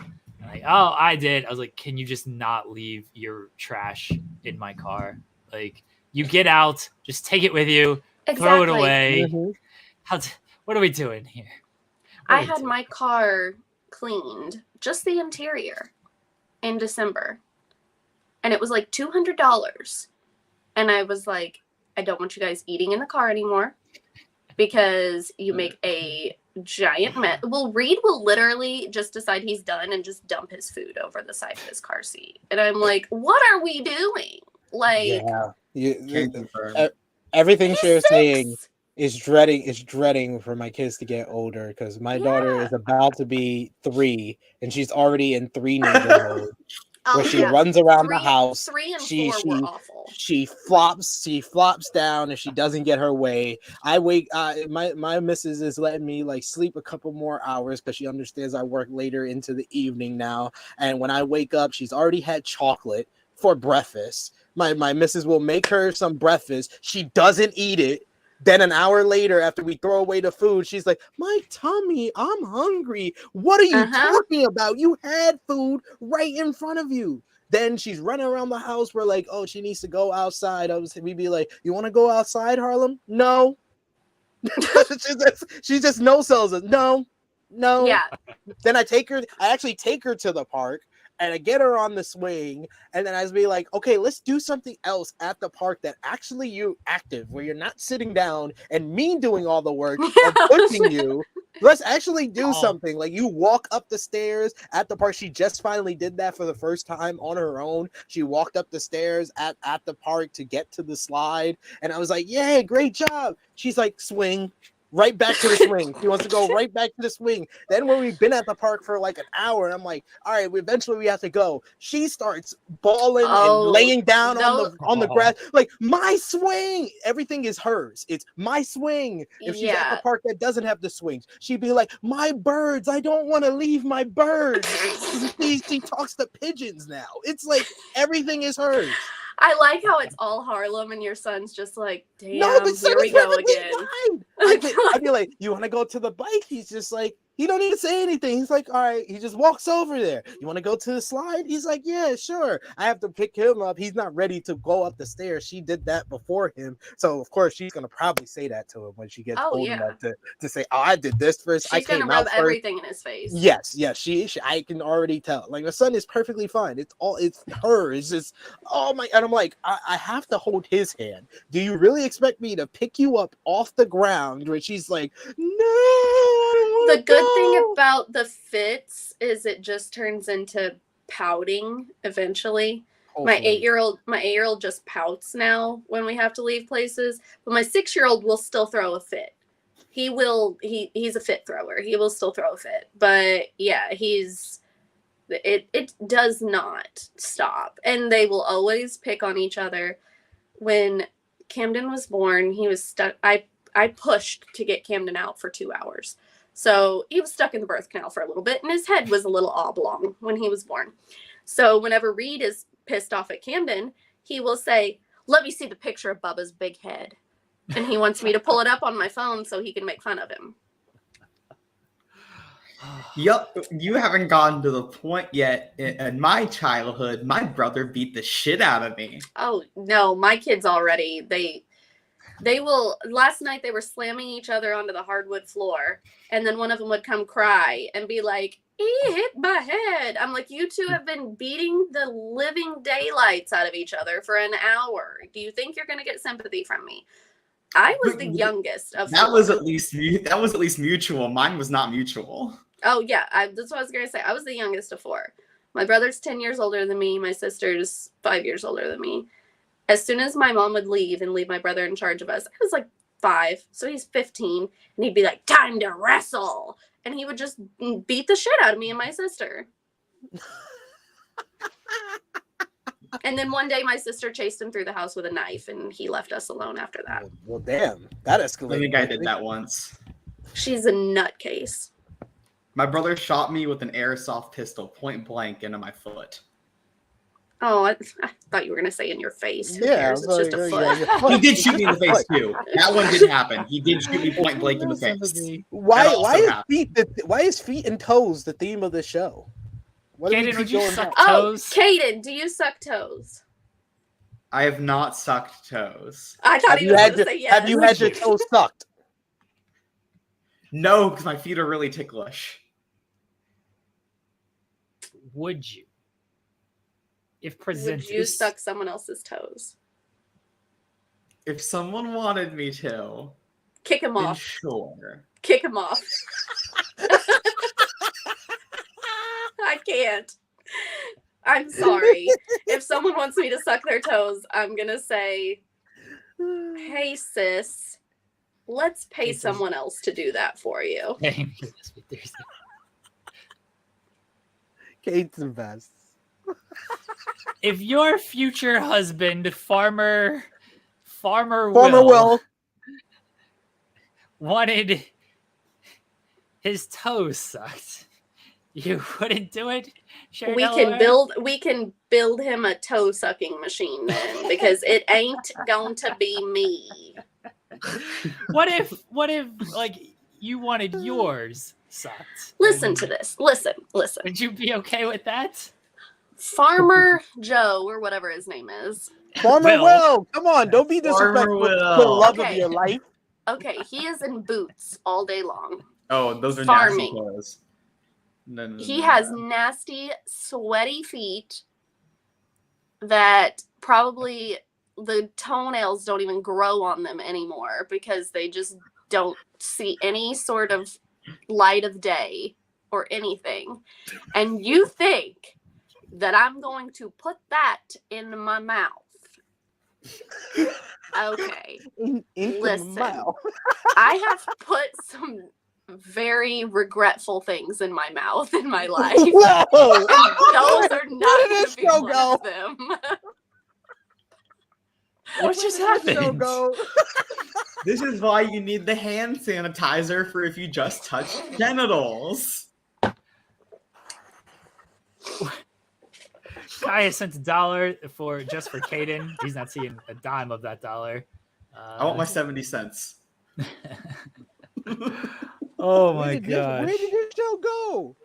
I was talking about food. I don't know what you guys are talking about. Where is the show? Did y'all see that grilled cheese I got from fake Denny's? It's true.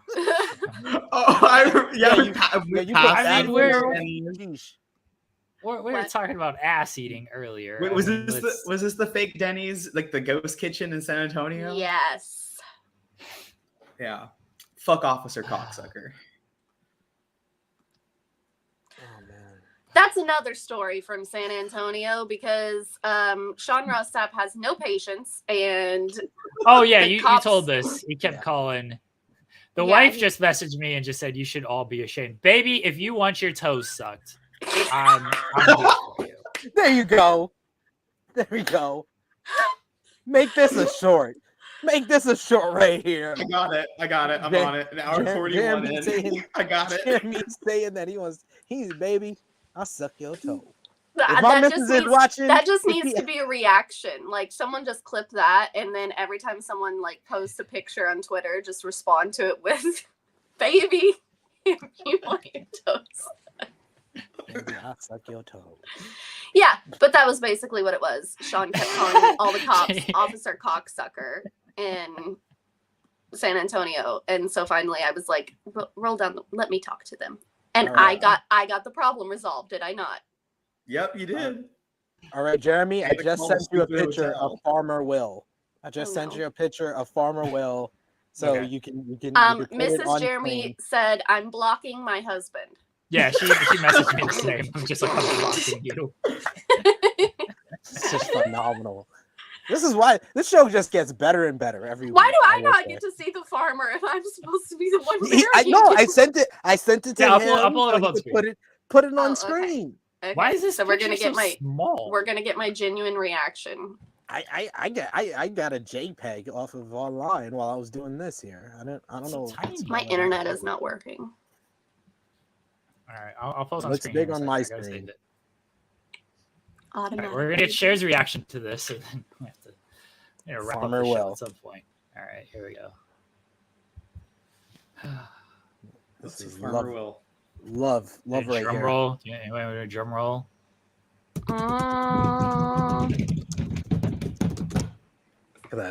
Look at this. This is a match made in heaven. Farmer Will.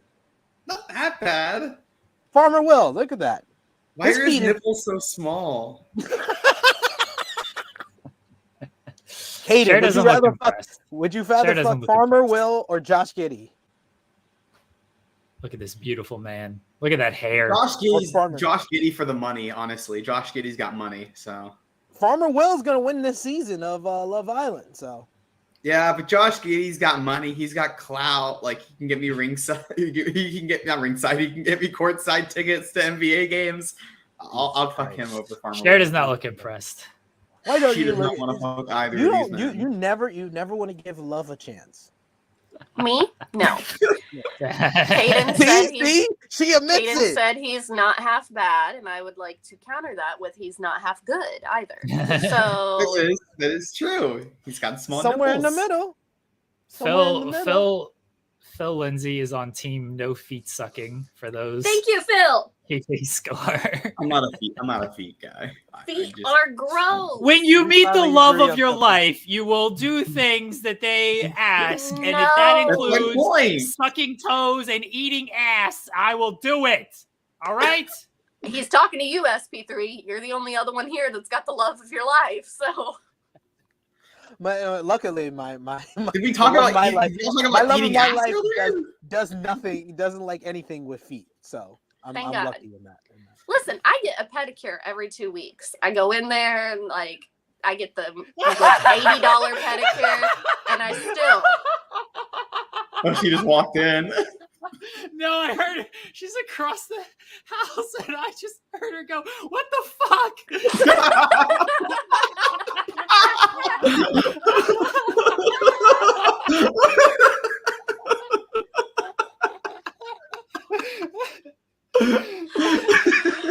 Tell you, this show gets better and better. every You're week. giving her a bad rap over here.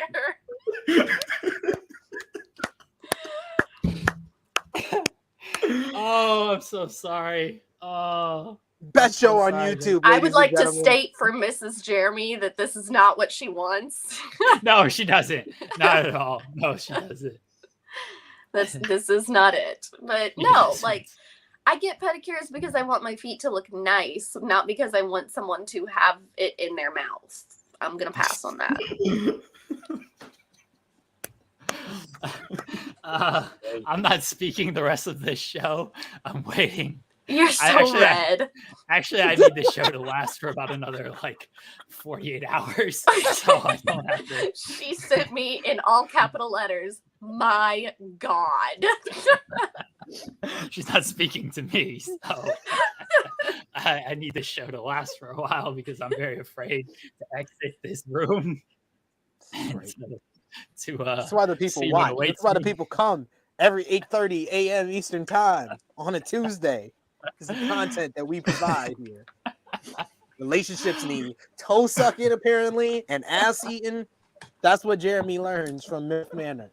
I think you can choose one or the other, and you're solid. you you don't don't- have to choose either. What Yeah, happened? you don't have to choose You don't have to either. choose either, but I mean, you're grouping them together like you have to do both. Yeah, it doesn't need to be mutually I don't think that exclusive. that's necessary. You never go ass to toe, all right? You never. We need to start titling these episodes, and you Oh never my go ass to God. toe. It needs to be Should ass- the never go title ass of this episode. Never go. They're ass not. to No, toe. Jeremy, they're not mutually exclusive. Someone I'm needs not to make one of I don't like those. to suck feet, but Someone needs to make one of those like memes that looks like like over a mountain or something, and it's like a quote, and it's "You never go ass to toe, Jeremy Lambert." Like. I'm gonna find one of those like AI that you can do like the AI voice simulators. I'm gonna figure out who I can get to say never go ass to toe. No, just get a cameo and just have somebody on cameo state. That's all you want. You don't want them to say anything, but you never Do go. I try to ass see if I toe. can get Josh Giddey to say never go ass to toe? Oh my I don't God. have anything else to talk about. I don't know where the ass eating came from. I knew about the foot stuff. What's MILF with the ass Manor. eating? MILF Manor. And all this came from MILF Manor. I'm I on wanna- episode 3 shows of a MILF bad Manor influence. right now. You're the one asked that my said it mom was the how she greatest felt show about ever. MILF Manor. It is. It is the greatest show ever. I talked to my mom about MILF Manor, and her only words were, "It's disgusting." It She's is. a hater.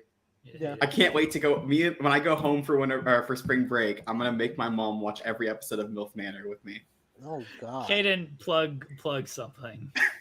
You can find me on Twitter at Caden, KADEN_FTW. You can find me on the Around the Point Network almost every day of the week, talking about wrestling.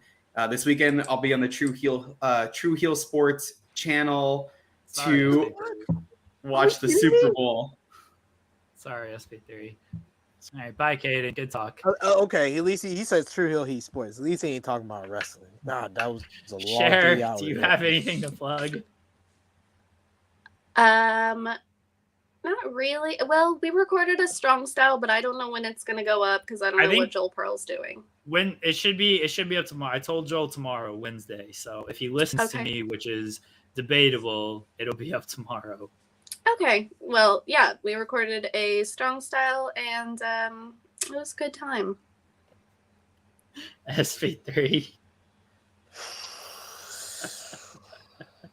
I don't even know how to respond after this past hour and change. You can find me over at True Hill SP3. You can find me on the True Hill Heat YouTube channel.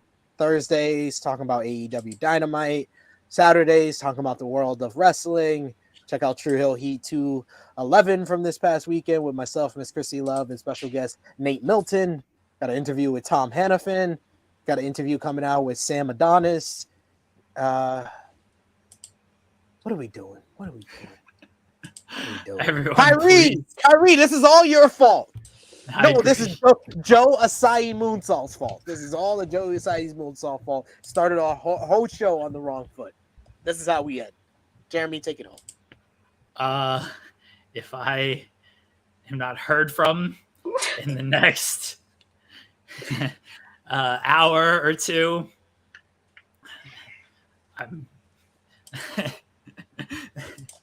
bye, everybody. Bye.